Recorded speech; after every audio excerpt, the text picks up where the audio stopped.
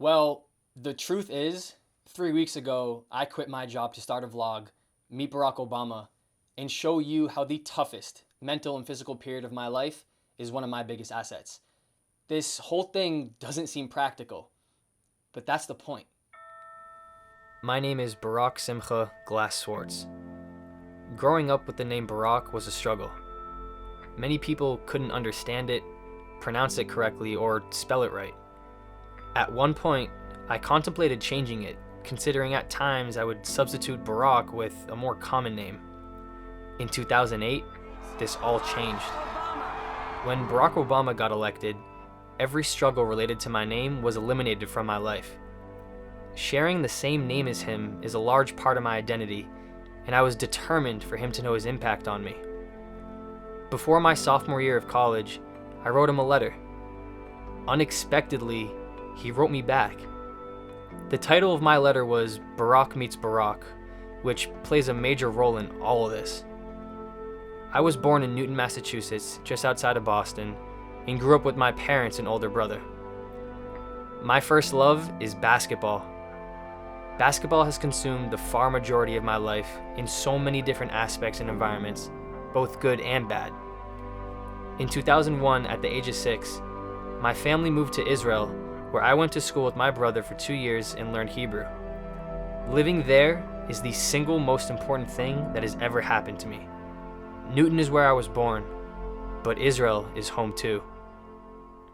When I was 9.5, my family rescued a black Labrador from Hurricane Katrina, who we named Dylan. Up until that point, I never had a little brother. However, for 13 years, I was an older bro. My relationship with him was beyond human to dog. Dylan fundamentally changed who I am. I went to high school at Newton South, where I played basketball. In 2011, I played in the Junior Maccabi Games in Israel, which are the Junior Jewish Olympics, with the team from Harrisburg, Pennsylvania.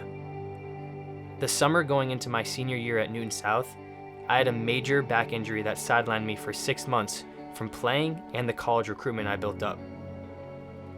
After South, I attended a prep school in Connecticut called Pomfret as a postgraduate. While the injuries only got worse, I still ended up getting recruited to play at Elmira College in New York. In high school, I was always skeptical about college and what lifelong value it would provide me entering the real world. 2 weeks into school, I quickly realized that the next 4 years in the classroom were not going to be the gateway to any true passions of mine. During my sophomore year, I got introduced to Gary Vaynerchuk's content online by a close friend.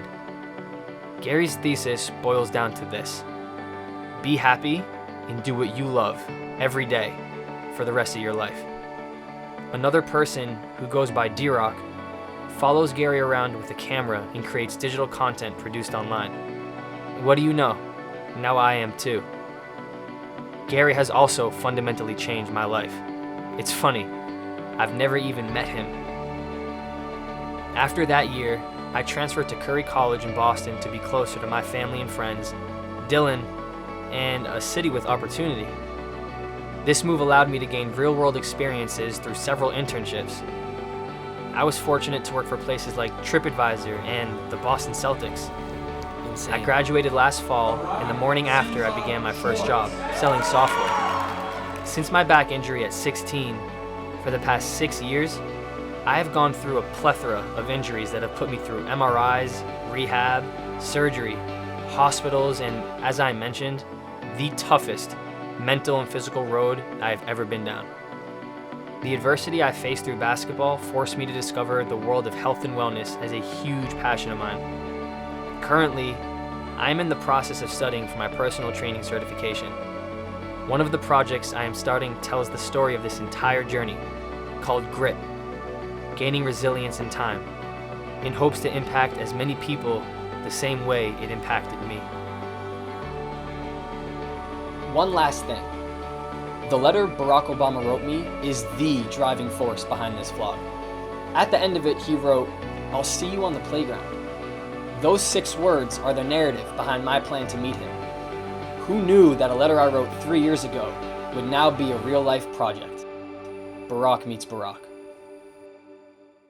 We should have gotten another one so that when we meet him, I could give him one. I was just gonna Whatever. say that. We'll get it. We'll get him one. Yeah. We'll get you one. Don't worry. We'll get you one.